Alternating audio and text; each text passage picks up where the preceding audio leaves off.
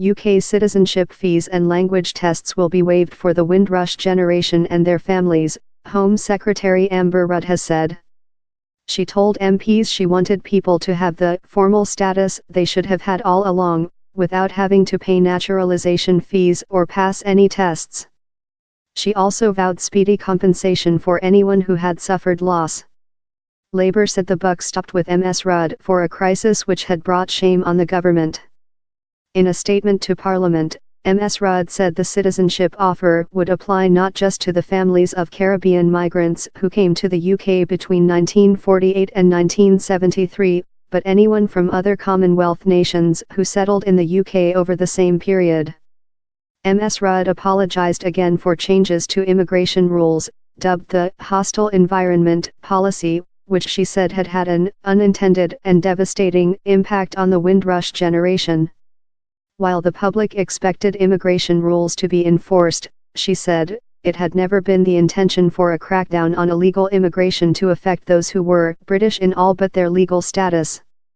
This should never have happened, she told MPs. We need to show a human face to how we work and exercise greater judgment where it is justified. After days of damaging headlines and repeated apologies, the Home Secretary sought to draw a line under this scandal with a series of significant concessions.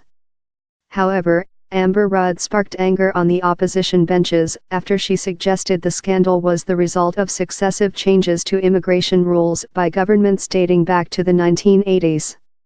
While some of the detail surrounding the policy changes have yet be spelled out, ministers will hope that they have done enough to correct the mistakes that have been made and to assuage widespread public anger at the treatment of the Windrush families.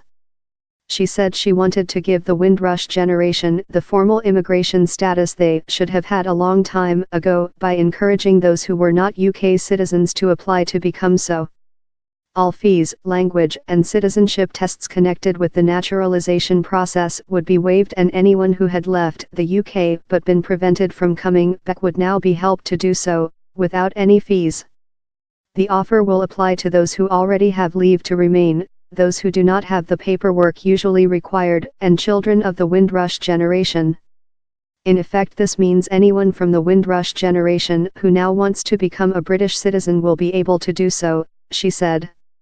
Ms Rudd said 9 residency cases had been settled by a special Home Office team set up to deal with the crisis, while 84 individuals had had appointments made. Nick Broderick, who came to Britain from Jamaica as a toddler, has spent £30,000 fighting deportation. He told the Newsbay that Ms Rudd's announcement was positive and would help a lot of people. He said he was hoping to work again and get my life back on track. He said although he had heard nothing about compensation, he was glad he could now become a citizen. Glenda Caesar, who came to the UK from Dominica with her parents as a 6-month-old baby, recently won her battle for citizenship with the Home Office. The fees and the documentation had been particularly difficult to provide, she said, and she was so happy with this move, but still felt annoyed by the saga. It's a lot of hurt that I had to go through. We've lost money, I've lost money, I'm in arrears with certain bills.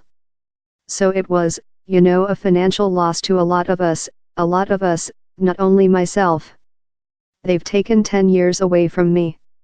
Let down. All Home Office records dating back to 2002 would be checked to see if anyone had been wrongly deported, Ms Rudd told MPs, adding that no cases had been identified so far with about 50% of documents verified. She added, the state has let these people down, with travel documents denied, exclusions from returning to the UK, benefits cut and even threats of removal. This has happened for some time. I will put this right, and where people have suffered loss, they will be compensated. None of this can undo the pain already endured, but I hope it demonstrates the government's commitment to put these wrongs right, going forward.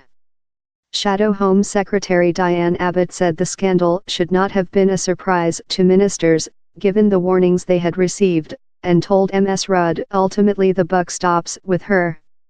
She is behaving as if it is a shock to her that officials are implementing regulations in the way she intended them to be implemented, she said. While she welcomed the promise of compensation, she said there was a lack of detail, and the sums should reflect the damage to family life suffered by families and not be token. Reflecting on her family's personal experience, she said, "This was a generation with unparalleled commitment to this country, unparalleled pride in being British, unparalleled commitment to hard work and contributing to society.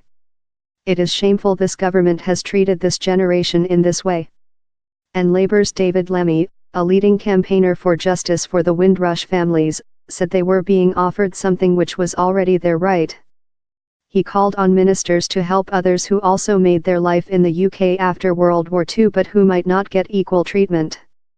They are from countries like Bangladesh, Pakistan, India, Nigeria, Ghana, and Uganda, he said.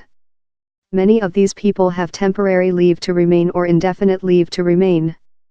It is unfair. They were born under empire.